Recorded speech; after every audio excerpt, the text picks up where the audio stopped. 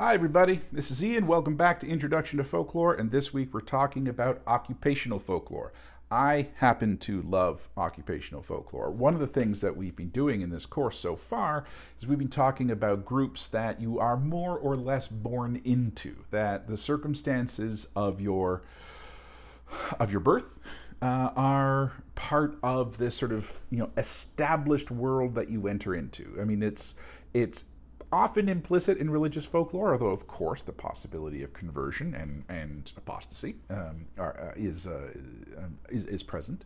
Ethnicity, we understand, is a social construct, but you are often born into that social construct in the history of being labeled either by oneself or by outsiders as conforming to a particular set of expectations and characteristics for positive and for negative and for ultimately potentially kind of destructive ways, is not necessarily something that you have a choice in. It's circumstantial. And in on the concepts of folklore, sort of these basic ideas, brimming around that are things like the circumstances born into by virtue of being part of a nation or part of a region or something. This is, I'm involved in this Canadian folk group because I was born in Canada. Occupation is slightly different because even though there are clearly histories of families being born into a tradition that defines itself in part by an occupation, so for example, fishing communities or farming communities, or in urban centers, trades and so on, generations back. For the most part, occupations are something that you enter into by choice. They are something that you enter into through not by virtue of that you were born into it, but that you volitionally entered in. And so they become interesting case studies for the dynamics of folk groups to begin with. Because now we truly have, if we want to stand back and think about sort of customary behaviors and the rites of passage and Van Gennep's idea of the rites of passage, we have this notion of entering into, not being a member of this occupation and entering into it as sort of an initiate and slowly accreting certain statuses that are often marked through special occasions until you become fundamentally some kind of elder and you leave. You don't leave by dying, although of course death happens on the job, but you leave by retiring. And so you have this sort of arc of occupation. So what is an occupation? I mean, you want to sort of think about occupation as basically being the application of a particular skill set that is specialized, that has a particular desired outcome, particular sets of expectations. Again, like all expectations, they're not fixed, but there might be a sort of inertia of those expectations, and the application of same. Also, which is something that is incredibly important to consider, the idea that you are often paid for this, that for the most part you are paid for this. When I say for the most part, I think that there are elements of occupation that are, there are folk groups that are occupational folk groups, save for the fact that you are not being paid for it. I consider students in part an occupational folk group because it is an application of skill. It's something that you enter into more, certainly on the university level, more or less voluntarily. You have sort of this initiate's level. You accrete wisdom, you accrete understanding, you accrete facility with the skill set of being a student, and then you eventually leave. It's just that you are not being paid for your labor. You're not being paid for your skill set. And it's a good thing to consider that for the most part we're talking about things where your skill set is fundamentally an important part of not simply your identity, but as it fits into a larger complex of the economy as well. So you have a special skill set. Now, how do you get this skill set? Well, in the contemporary sphere, most things have a certain amount of training, and you could argue that most occupations have some kind of formalized training that you might have to undergo prior to being hired. So, if you are a lawyer, you have law school. If you are a doctor, you have med school. If you are a professor, you have academia. If you are a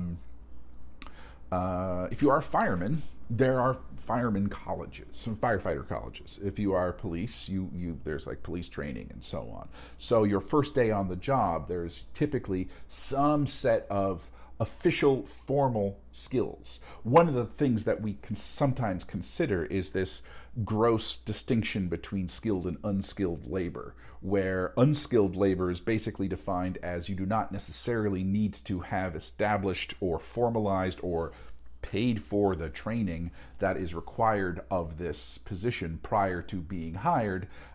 Then one of the things about in your early hiring is that you get those skills, but we consider unskilled, it's a gross categorization, because this kind of labor does have a skill set as well, and it becomes rife for occupational folklore.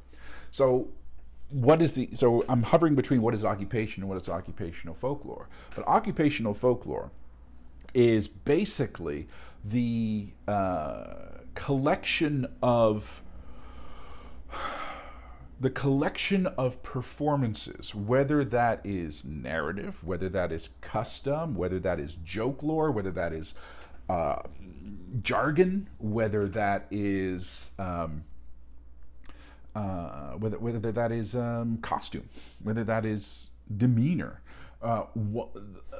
those things that we all have already identified as part and parcel of what comprises a folk group and a folk group's repertoire, that is primarily focused on this group as having a particular set of skills that people outside of this group do not have.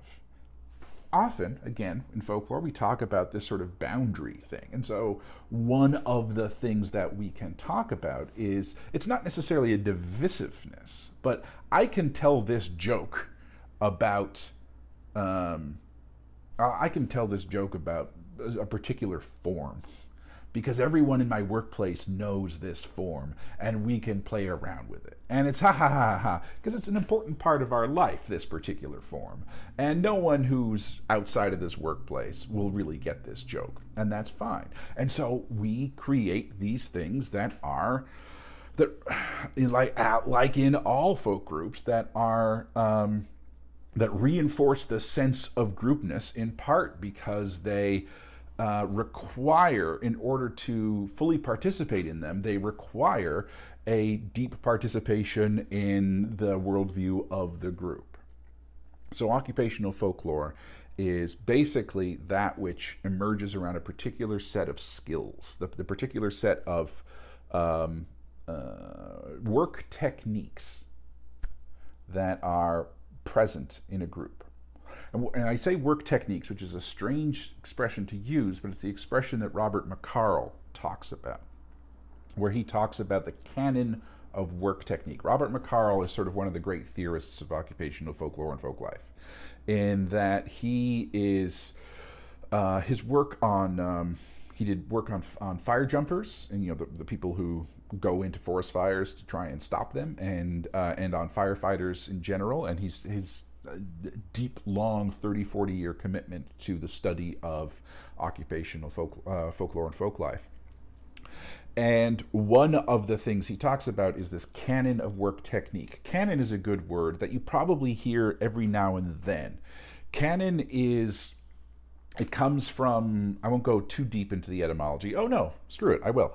Canon comes from the canon, which is a Greek word for a reed, as in sort of the things that grow along a river, because those were used fundamentally as rulers. They were consistent in length, and so they could be used to measure. So the idea of something as a measure. When we talk about the canon of scripture, we have the canon of holy works, against which our understanding of the supernatural and the divine and what we owe each other and law and all that is measured. So we have this, and then any kind of additional religious text, it has to adhere to the canon. When we talk about the canon of folk song, we sort of are circumscribing, as it were, the collective repertoire of the group. That sort of to know this is to kind of understand how folk song functions, and you kind of need to know that. And then any song that you create is going to be fundamentally measured against this. We talk about the Western canon, sort of permanent achievements, and we measure literature against this. And so canon has to do with this implicit set of standards, and the canon of work techniques, according to McCarl, is basically those things that a worker needs to know in order to be, or against which good work is measured. And the thing about McCarl, which turns occupational folklore into something fascinating, is he distinguishes a good worker from a good employee. Because what's important to think about is sort of the group dynamic of what makes someone, what gives someone particular status within an occupation. And it's sort of rigidly hierarchical in some ways, in that what does the group understand as being a good worker? How does the group understand someone who fundamentally has a grasp? The thing about a canon of work technique is that it is not necessarily a rigid list of those things. It is sort of an implicit understanding. And so what it means to be a good worker isn't necessarily something that you can systematize. It isn't necessarily something that you can turn into a rigid set of expectations. It is fluid. It is an intelligent grasp of what it means to be a good worker. But a good worker and a good employee are different. And McCarl, one of his key points is that a lot of occupational folklore and folk life is about this distinction between worker and management. He has a deep socialist, a deep worker-oriented, deep unionist idea about folklore and folk life, and occupational folklore and folk life, and that it is about these tasks that are worth doing well, despite what perhaps a rigid hierarchy might suggest. So a lot of, and it is, because I've been describing this idea of, and throughout the course we've been describing this idea of folklore as being about the groupness, with the implicit idea that often it is about in contrast with others. And we might think of occupation as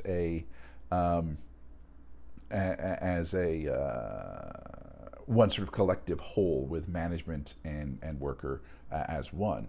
His idea is that there's sort of this implicit distinction between doing something well and doing something sort of efficiently, as it were. Where efficiency in that kind of like systematization that the contemporary capitalist screed enjoys. So he talks about, so one of the things is about how status is accorded. So how does someone demonstrate this movement through, or demonstrate what comprises a good worker? And we'll see in various, we'll see in the reading by Schmidt that one of the things to consider is that who constitutes a good worker is not necessarily the one who is going to be promoted much, because the people who are good employees usually get that kind of esteem and get moved up, and often sort of moved out of an organization. And you'll have this status that workers really know who is the best at their position. So a person gets hired, and they likely have some training. They're not always, again, with that quote unquote unskilled labor, but they probably have something. In most occupations in this day and age, they have some initial training of some description, and that initial training is something that is a creation of the employer, or the large complex of employment, and then they enter into a workforce. and they are new. And they are new, and they are new in the same way that when most people are new. They are subject to hazing. They are subject. Hazing is perhaps too harsher word. They're subject to teasing. The inadequacies of their deep understanding, really the inadequacies of their worker understanding, is often played with and toyed with.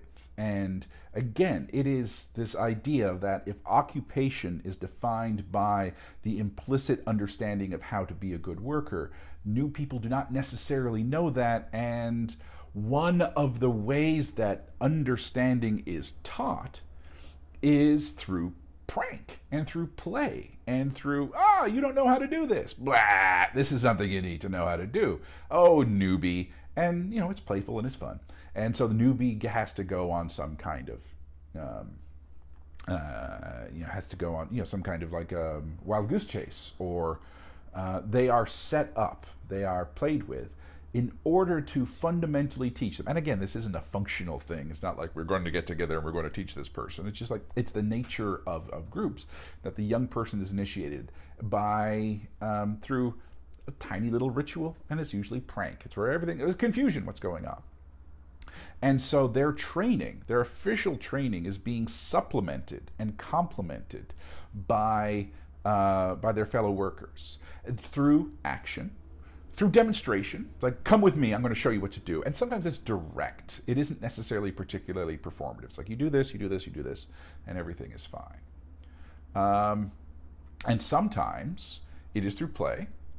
And sometimes it's through conversation, and it's not through conversation that is instructional. It's conversation about narratives of the occupation itself, where good exercises of this skill set, bad exercises of this skill set, successes, failures, embarrassments, legendary figures, all of which comprise some of the narrative core, the shared repertoire of this group. And the shared repertoire of this group is implicitly about good work, bad work, what you need to know. And in order to understand the group, in order to understand the full lesson of these narratives, they're not told as fables, they're not told as morals, but they are, or they're not told as morality tales, but fundamentally they have this, you see, if they had known this kind of thing,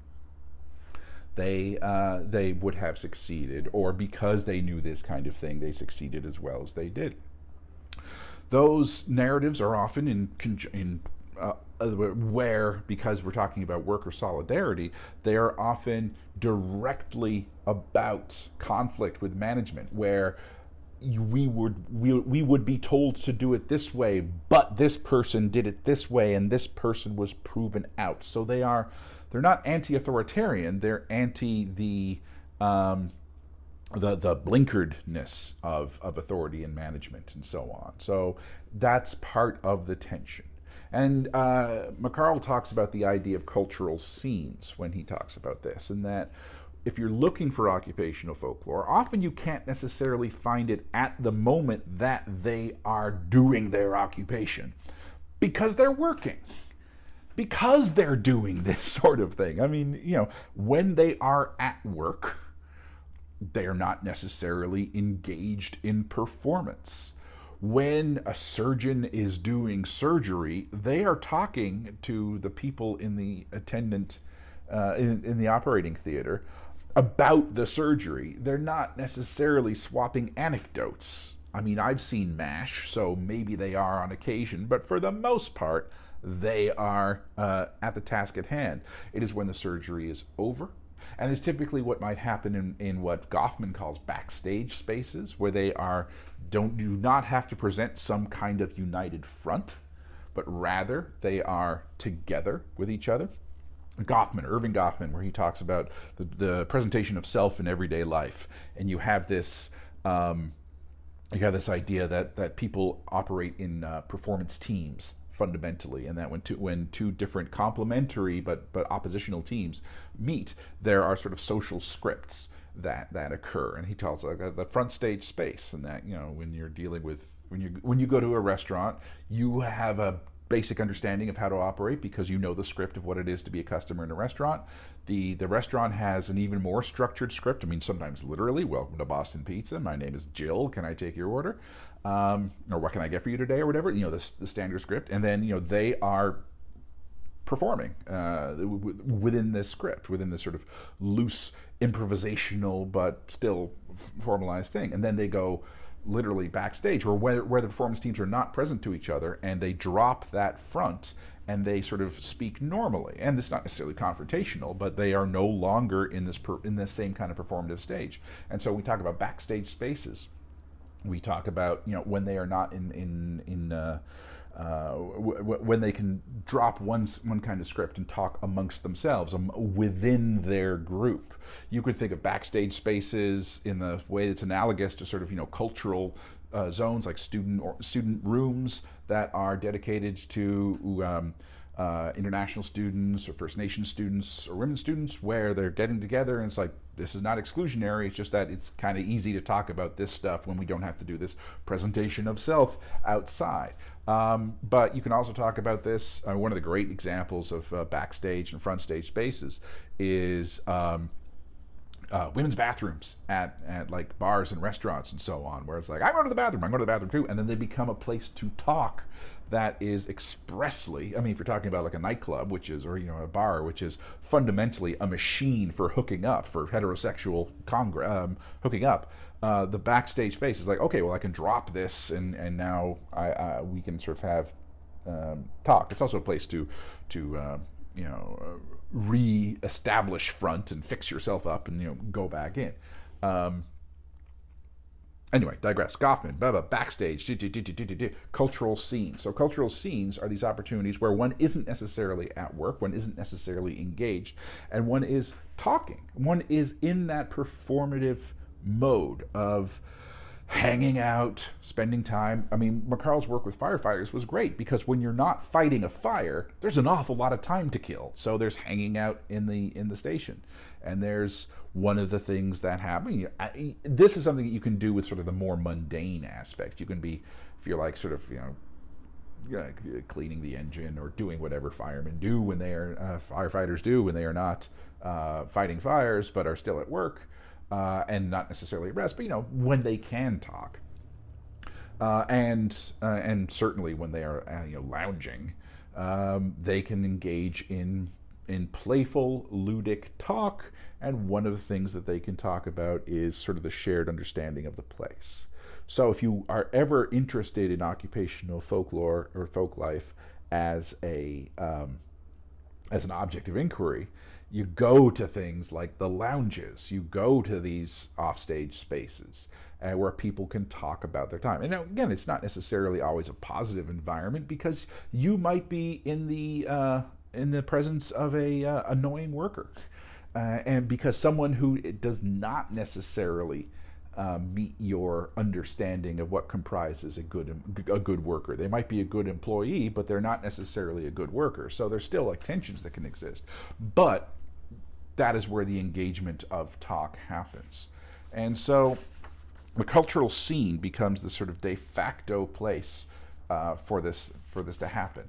And people aren't always talking about, hey, this guy is a good worker. And it's not overt praise. But it's sort of accreted, and a person can can have status basically by being listened to, by having a reputation for competency, and a competency that they do not necessarily need to proclaim at all time or have proclaimed at them, but basically by being heeded, by when they talk, people listen. And so it is, and that reputation is learned, and that reputation is established, and that reputation is something that is innate, and that worker has status. They are listened to because this group knows that person has a particular mastery of the canon of work technique, irrespective of whether they have been recognized as such by an employer. Sometimes it's made explicit, and we can talk about things like the rites of passage, and particularly retirement, where, I mean, if you think about a funeral as kind of the all the things you wished you could say to a person, but now they are gone, and that's one of the tensions that we have about funerals, is that, you know, all those things that were implicit, you never made explicit, so you left them ambiguous. One of the things about the retirement party is that that is the moment for explicitness, where a person is singled out and is identified as being valuable, is identified as having a particular status.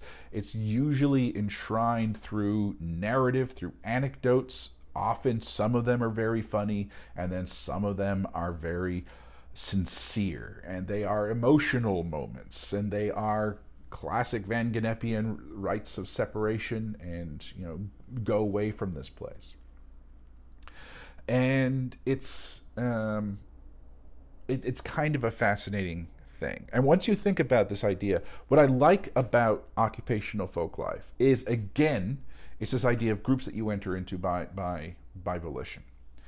But by him identifying, you know, this notion of canonicity, this notion of the canon of work technique, and like, what do you explicitly need to know in order to be a good worker, you can then extrapolate that idea into other ethnic groups. And the idea that perhaps status is accorded within groups, about, you know, this person is accorded status because, even though I can't necessarily articulate it, and again, the canon is canon work technique is an implicit as opposed to an explicit set, but this is what it means to be a good neighbor. This is what it means to be a good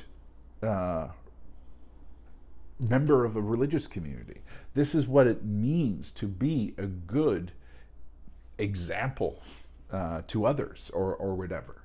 And so the idea that status within a group is accorded not necessarily through the explicit trappings of success, like the equivalent of promotion, but rather through the collective's recognition and recognition of a respect due to a particular person. It's kind of wonderful and enlightening. And so I think that even if you don't care about occupations as a field of study, which is weird because we're all enmeshed in capitalism, and eventually you are going to be occupied in some way. Oh, I didn't even mention the occupation of like motherhood, which is complete unpaid labor but requires a skill set, requires an implicit skill set, and you can read all the books that you want, but fundamentally what you need is a group of mothers, a group of parents who will demonstrate, sometimes explicitly, sometimes implicitly, what it is to be good at this, and you will slowly accrete. There's so many things that you can look at through this lens of occupation that are alongside. They're unwaged because the way that our crappy system is set up, they are unwaged. And whether it's a crappy system because things don't have wages, or it's a crappy system because things do, nevertheless, it is about someone who has a set of skills that differentiates them from other people. And so you can have this sort of enclave within the larger group of, like, of all of us, you know, I am also a good carpenter, I am also a good university professor, or whatever, and I can distinguish, and it doesn't necessarily make me better than other people, but it makes me distinct from other people. And then within that group, I can be good at that thing. And by being good at that thing, it is not because I adhere to some external powers model, but the group's understanding of this fluid, always emerging understanding of what constitutes facility, ease, fluency, goodness, at this role. So I love occupational folklore. We are doing Claire Schmidt's article, turning outsiders into insiders. It's a chapter from her book, If You Don't Laugh, You'll Cry. Humor among, I can't remember the subtitle, but it's Humor Among Wisconsin Prison Workers. It's a fascinating read. It's a great book. It came out a couple of years ago. And that demonstrates it. And this is actually almost contradicting what I was saying earlier. One of the things about this book is that Claire herself comes from a family where a lot of the people in the family work in the Wisconsin prison system. And so it is that half a study of occupation and half a study of family lore collectively. I recommend the book, but this chapter is about outsiders and insiders, and particularly the use of humor in that play, prank, joke, and so on. The question of the week is, again, I don't have it on the top of my head, but it is a variation of, have you ever had a job? When did you know that you were good at it? When did you sort of grasp that? When did you make that transition between, I know what I'm supposed to do, but I now sort of inhabit that understanding that I shift, or, this is presuming that you have had something like a job. And again, it doesn't need to be a waged job. It could have been something like a babysitter. It could have been something like a volunteer work within your community. It doesn't have to be a job in the strict sense of that word, but an occupation, something that requires a certain skill set that differentiates you from people who do not have it. When did you get good at it? Think about it. Anyway, that's it. This is a lot longer than I thought I was going to talk, but as I said, I get very excited by occupational folklore because it is awesome.